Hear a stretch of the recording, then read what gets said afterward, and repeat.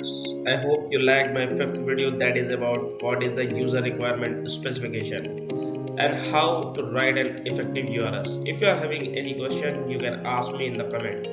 So in this video, we will discuss about the supplier assessment or vendor assessment from which you are going to procure the system. My YouTube channel name is Pharma Quality, so please view, like, comment, and subscribe my channel to get the knowledge about the pharma quality standard and practices. In this slide, we will discuss about the supplier assessment. So it is an evaluation and approval process that defines the respective vendors or suppliers that can meet the organizational needs. So basically, the vendor assessment required to build the confidence that the respective vendor can fulfill our all requirement and we can proceed to purchase the product. Now in this slide, we will discuss about what are the benefits of supplier assessment. So it is very important step in the process of procurement of any system, right? So basically it helps to ensure that you are working with the vendors that meets your requirement, that is requirement which is related to the operation and regulatory requirement. Next is it also helps you to better understand vendor capabilities and any potential risks that might come whenever you are working with the respective vendor. This slide we will discuss about the general guideline for supplier assessment from ISP guideline. So supplier assessment should be conducted on site depending on risk, complexity and novelty of laboratory computerized system. Generally supplier assessment is not required for non-configured category, that is category 3 software, because category 3 software are generally cost software which is available commercially and which is non-complex in nature. So it is performed for the complex system, that is category 4 or 5. So supplier assessment actually before purchasing the system, supplier assessment should be performed so that supplier give you the guarantee that he will provide all the required helps after the sales. Next point is for a trusted supplier, less verification may be required, while a supplier whose assessment found deficient, that may require the regulated organization to perform more supervisory activities, especially with the high risk functionalities. So next point is when there are deficiencies observed in the supplier system, the assessment will either detail activities to mitigate the issues or rationale for rejecting the supplier. So if during the supplier assessment any gap identified with respect to the compliance or requirement, then you can have the solution with the discussion from the supplier, or if assessment reveals that major deviation with respect to the regulatory compliance, then you can also have the decision to reject that particular product or software. Now in this slide we'll discuss about the some important checkpoints for supplier evaluation. So first one is the vendor overview. So in the vendor overview, company details such as the company name, company address, contact details, that is phone number, mail ID and details of contact person should be mentioned. Next is different type of products, that is what kind of product and the services which are available with that vendor. Next one is the how many regulated software developed and its details. So details of regulated software developed by that vendor and its details, so that you can evaluate the vendor capacity and existence in the market. So next is also mention the details of working year of experience in the regulated market. So ask about the ISO 9001 certification. If the supplier has the 9001 certification, that means the supplier is capable to consistently provide the products and services that meet the customer and regulatory requirements. So next one is about ongoing technical support, aftermarket services, number of employees, so that you can done the assessment of vendor with respect to their ability.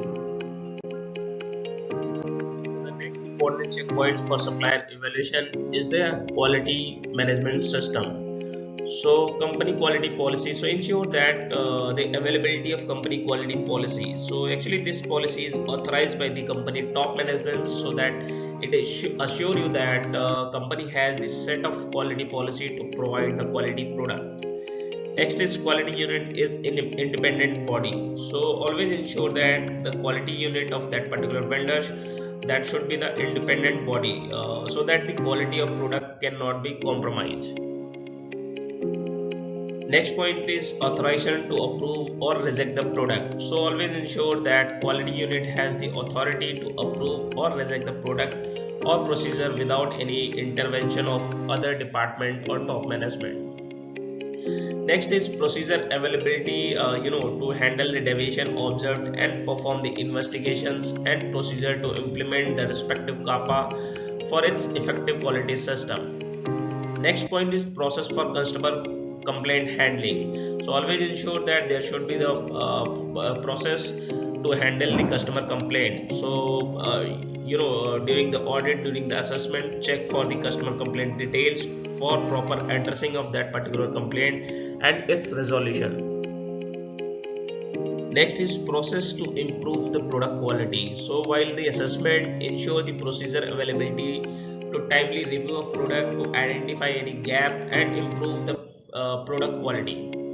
Now the about the employees training, job description, awareness, process related to current regulatory requirement. So always check for the employee training in its job description, and the process related to current regulatory requirement is available, and actually it ensure that the supplier has the system to provide the training and awareness actually related to the product quality improvement and regulatory requirement.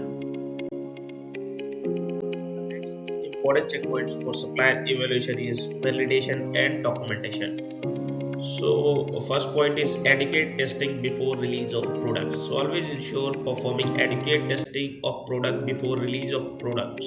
So basically vendor must perform the rigorous testing prior to release of product so that any gap or error identified during the testing, then it can be resolved by the supplier with proper documentation. So next point is ensure the availability of records as per GMP practices.